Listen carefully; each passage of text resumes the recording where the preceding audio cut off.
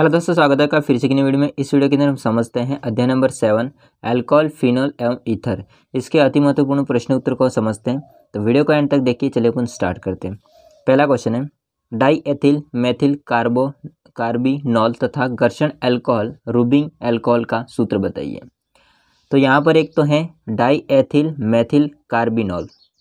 देखो दो तो हो जाएंगे एथिल, एथिल का मतलब होता है CH3CH2, CH3CH2 तो कितने हैं यहाँ पर दो, तो डाई एथिल। मेथिल का मतलब होता है CH3 एक CH3। कार्बिनॉल मतलब कार्बन के साथ में OH समूह जुड़ा हुआ, तो ये है आपका die ethyl methyl carbinol. Okay, next है घर्षण अल्कोहल का, तो इसका हो जाएगा CH3 CH और C बीच में OH समूह जुड़े हुआ है। इसका अगर IUPAC नाम देखा जाए तो इसका हो जाएगा प्रोपेनॉल, 2 प्रोपेनॉल सॉरी। दूसरे कार्बन पर OH हैं तो 2 प्रोपेनॉल हो जाएगा। ओके, आगे समझते हैं दूसरा क्वेश्चन है फेंटन अभिकर्मक क्या होता है। तो फेंटन अभिकर्मक क्या है दोस्तों, देखिए FeSO4 आयरन सल्फेट, ठीक है, तथा H2O2 हाइड्रोजन पेरोक्साइड के मिश्रण को फेंटन अभिकर्मक कहते हैं। तो FeSO4 प्लस H2O2 के मिश्रण को फेंटन अभिकर्मक कहते हैं। नेक्स्ट क्वेश्चन, निम्नलिखित यौगिकों के IUPAC नाम लिखिए। तो यहाँ पर हमको 3 यौगिक दे रखे हैं। फर्स्ट यौगिक है CH3CH CH3CHOH ओके, काउंटिंग कहाँ से करेंगे, तो काउंटिंग वहाँ से करेंगे जहाँ पर प्रतिस्थापी या क्रियात्मक समूह को कम संख्या मिले। देखिए यहाँ से करते हैं 1 2 3 4 5। तो देखो 2 नंबर पर प्रतिस्थापी है CH3 और 3 नंबर पर क्या है OH है। यहाँ से करें तो देखो 1 2 3 4 5, तो यहाँ से करेंगे तो 2 नंबर पर है 2 CH3, ये 2 प्रतिस्थापी, और तीसरे नंबर पर है OH। तो पीछे से हम काउंटिंग कर लेते हैं। देखिए 1 2 3 4 5। अब प्रतिस्थापी का नाम पहले लिखा जाता है। तो देखो 2 पर है 2 प्रतिस्थापी CH3 और CH3, तो 2 और 2, और एक प्रतिस्थापी है आपका जो कि समान है CH3 के, वो चौथे नंबर पर है, तो 4 आ जाएगा। कितने हैं टोटल, तो 3 हैं, तो ट्राई। कौन है, मेथिल है, तो मेथिल आ जाएगा। अब पूरे का नाम लिखेंगे। 5 कार्बन है टोटल, 1 2 3 4 5, मतलब ऐसे रेखा में, लंबी रेखा में, तो कितना हो जाएगा 5 के लिए हो जाएगा पेंट, और सब में सिंगल बॉन्ड है तो पेंटेन हो जाएगा। और तीसरे कार्बन पर OH है तो हो जाएगा 3 ऑल क्या हो जाएगा, अल्कोहल का अनुलग्न। ओके, नहीं समझ में आ रहा है तो प्लेलिस्ट में आपको जाके देखना है, मैंने लिंक दे दिया है डिस्क्रिप्शन में, वहाँ पर आपको IUPAC नाम की सीरीज़ मिल जाएगी। अलग अलग जो यौगिक होते हैं इनका IUPAC नाम लिखना सीखना, आप सब कुछ देख सकते हो। ओके, देखिए अगला है सेकेंड H3C यानी कि CH3 CHOH CH2 CHOH CH2H5 CH2 CH3। इसमें भी सेम है, कहाँ से काउंटिंग करेंगे, तो आगे से काउंटिंग करेंगे। क्यों ऐसा, क्योंकि दोस्तों यहाँ पर OH है उसको कम संख्या मिलनी चाहिए, तो 1 2 3 4 5 6 और 7। देखिए पहले हम क्रियात्मक समूह का नाम नहीं लिखते हैं, पहले हम प्रतिस्थापी का नाम लिखते हैं। तो C2H5 एक प्रतिस्थापी है, कौन सा नंबर पर है, 5वें नंबर पर, तो 5 क्या आ जाएगा एथिल, इसको बोलते हैं एथिल। इसके बाद में पूरे का नाम लिखते हैं। 7 कार्बन है तो 7 के लिए हेप्ट आ जाएगा, सब में सिंगल बॉन्ड है तो हेप्टेन आ जाएगा। अब 2 OH हैं तो 2 OH, एक है दूसरे नंबर पर और दूसरा है चौथे नंबर पर, तो एक है दूसरे नंबर पर दूसरा है चौथे नंबर पर। कितने हैं, 2 हैं, 2 के लिए डाई लगाते हैं। कौन है, अल्कोहल, अल्कोहल का अनुलग्न क्या हो जाएगा, ऑल हो जाएगा। ठीक है, तो ये इसका IUPAC नाम हो जाएगा। इसका देखते हैं CH3 CHOH CHOH CH3, यहाँ से काउंटिंग कर लेते हैं 1 2 3 और 4। ऐसा देखो यहाँ से करेंगे तो भी सेम है, यहाँ से करेंगे तो भी सेम है काउंटिंग। तो पहले तो हम क्रियात्मक समूह को बाद में ही लिखते नाम, तो पहले हम लिख लेते हैं लंबी श्रृंखला का नाम। तो 4 हैं, 4 के लिए हम लिखते हैं ब्यूट, और सब में सिंगल बॉन्ड है तो ब्यूटेन हो जाएगा। ठीक है, और दूसरे और तीसरे नंबर पर हमारे पास में कितने अल्कोहल है, 2, तो डाई ऑल आ जाएगा। ओके, तो ये इसका IUPAC नाम हो जाएगा। नेक्स्ट हम बात करते हैं फोर्थ क्वेश्चन है, देखिए सार्बिटोल किस प्रकार का अल्कोहल होता है। तो सार्बिटोल दोस्तों किस प्रकार का अल्कोहल होता है, पॉलीहाइड्रिक अल्कोहल होता है। क्या होता है, पॉलीहाइड्रिक अल्कोहल होता है, और जिसमें 1 डिग्री और 2 डिग्री OH समूह उपस्थित होते हैं।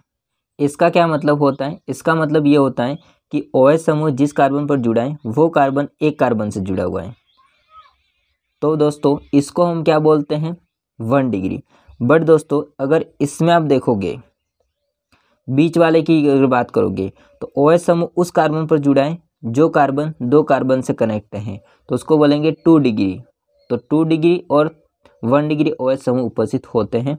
पॉलीहाइड्रिक अल्कोहल होता है सार्बिटोल अल्कोहल को, या सार्बिटोल होता है वो किस प्रकार का अल्कोहल होता है, पॉलीहाइड्रिक अल्कोहल होता है। ठीक है, अगला क्वेश्चन समझते हैं। अगर स्क्रीनशॉट लेना चाहते हो तो ले सकते हो। दोस्तों 5वां क्वेश्चन है, देखिए 300 डिग्री सेल्सियस पर V2O5 की उपस्थिति में बेंजीन का ऑक्सीकरण करने पर बना उत्पाद बताइए।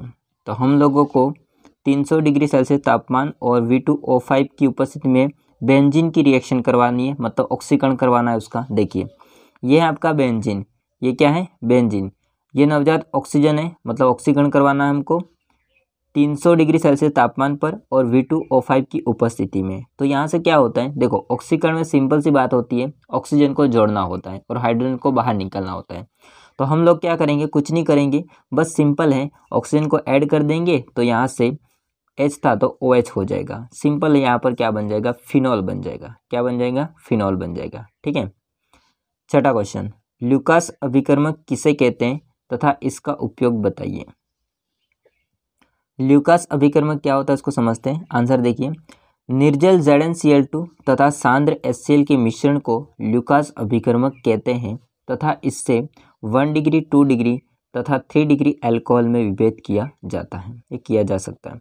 दोस्तों यहाँ पर ल्यूकास अभिकर्मक क्या होता है, तो ल्यूकास अभिकर्मक होता है निर्जल, मतलब बिना जल वाला, है ना, जल रहित होगा, ZnCl2 तथा सांद्र HCl, इन दोनों का मिश्रण क्या कहलाता है, ल्यूकास अभिकर्मक।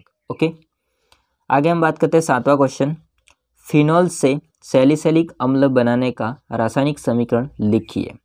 तो फिनॉल से हमको सैलिसिलिक अम्ल बनाना है, ये क्वेश्चन आ रखा है 2023 में, मतलब अगले साल आ रखा है।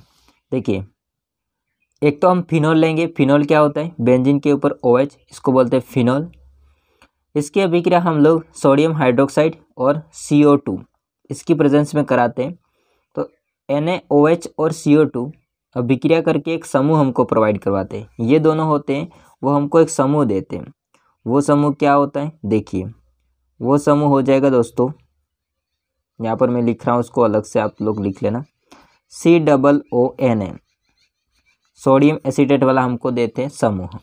ये समूह इस स्थिति पर जाके लग जाएगा और दोस्तों आपका जो COON वो यहाँ पर लग करके एक बीच में मध्यवर्ती बनाएगा। अब देखो आप सोचोगे कि ये दोनों रिएक्शन करेंगे तो ये समूह बनाते हैं, इसमें से OH बच जाता है, वो OH यहाँ से H को लेकर के H2 के फॉर्म बाहर नहीं हो जाएगा, बाकी ये Na और CO2 मिल करके ये समूह बनाएंगे। ठीक है, तो बीच में मध्यवर्ती बना, इस मध्यवर्ती की हम वापस रिएक्शन करवाते HCl से। तो HCl से रिएक्शन करवाएंगे तो Na होता है वो Cl को लेकर के अलग हो जाएगा NaCl के फॉर्म में, H होता है वो इसके साथ जुड़ करके COOH बनता है। अब बेंजीन के ऊपर OH और COOH समूह उपस्थित होते हैं तो इसको बोला जाता है सैलिसिलिक अम्ल। क्या बोलते हैं, सैलिसिलिक अम्ल।